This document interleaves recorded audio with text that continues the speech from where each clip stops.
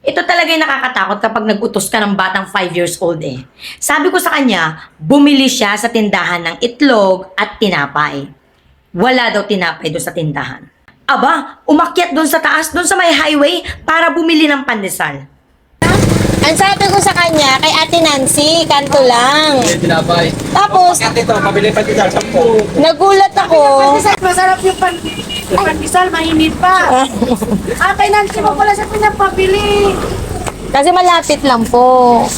Eh sabi niya, wala daw tinapay. Eh sabi niya, Mama, wala kasing tinapay. Eh di umakyat ako para magkaroon tayo ng tinapay. Oo. Tapos, ano sabi mo sa sarili mo? Kaya mo ito, sabi mo. Kaya ko ito. Kaya ko ito. Tapos, ano? Ang sabi ko po, kaya ko po ito.